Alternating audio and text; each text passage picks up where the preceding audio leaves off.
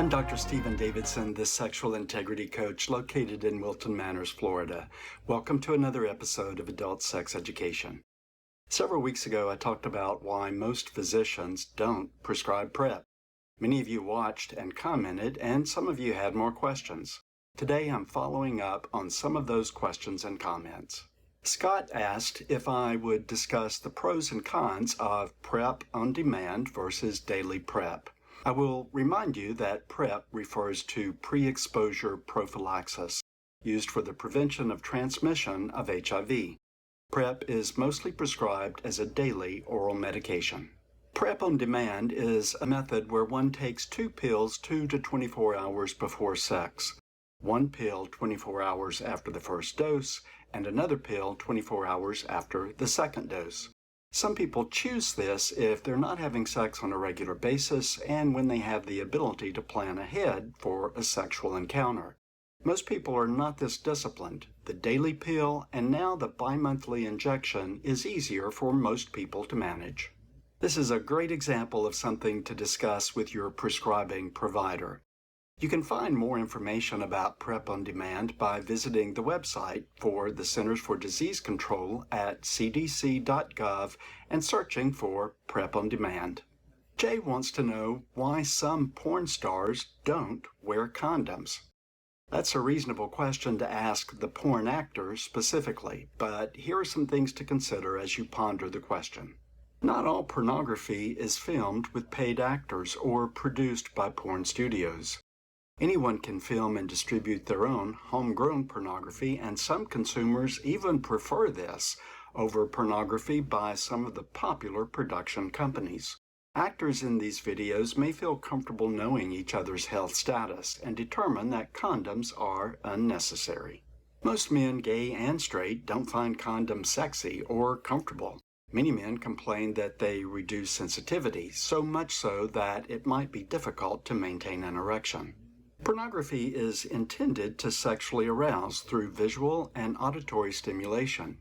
Viewers want to see the money shot. They want to see actors ejaculate, and they want to see it up close from every angle. Condoms prevent this scene, which is so important, many viewers will fast forward through the video to get right to it. If a man is a regular actor in pornography, he is likely taking PrEP, or if he has HIV, he likely knows that his status is so undetectable that there's no risk of transmission. Porn actors and other sex workers are often tested regularly and take precautions to prevent transmitting or contracting an infection. While condoms were highly encouraged in the 1980s and 1990s, they are no longer the only means of reducing risk of HIV.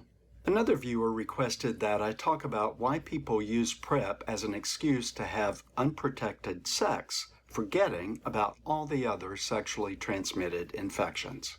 The first issue I want to address is that using PrEP is protected sex. The entire purpose of PrEP is protection from transmission of HIV.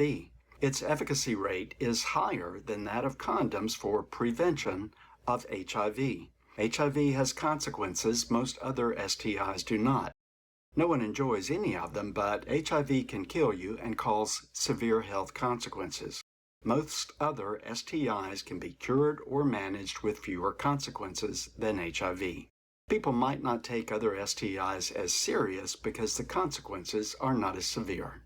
PrEP has never been marketed for protection of any STI other than HIV. It's never claimed to prevent HPV, herpes, gonorrhea, or any other STI.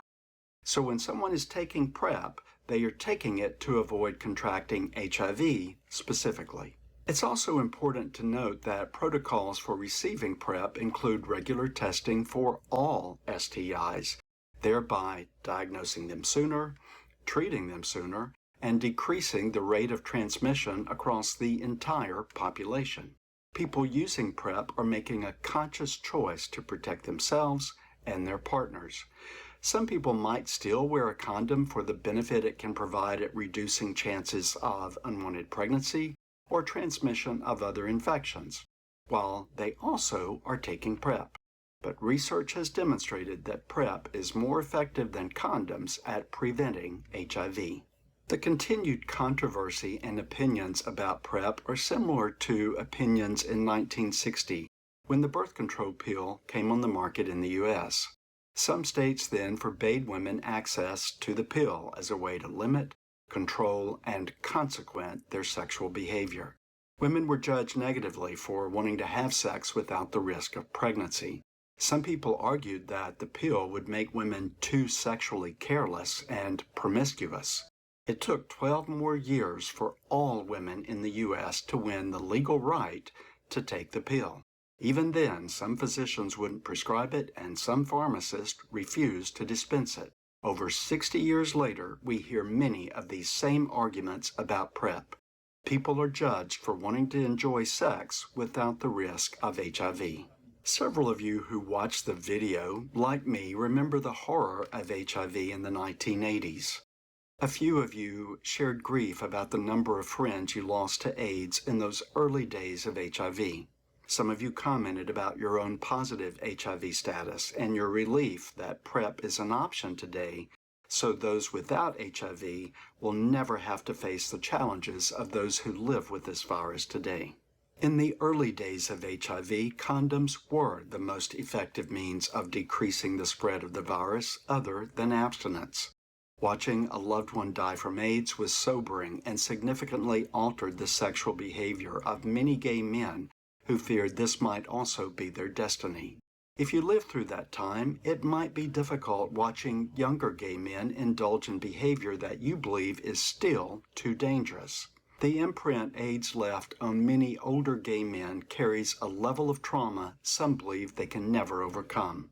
This might also be a factor in why older gay men are some of the most vocal opponents of PrEP. Since the first case reported in 1981, over 86 million people, men, women, and children, have become infected with HIV. New infections continue daily around the world. In 2021, the CDC reported approximately 32,000 new HIV infections just in the U.S. The majority of these occurred in the southeast region of the country. Nationally, new HIV cases were down 12% from just 5 years prior, and one reason is because more gay men are using PrEP.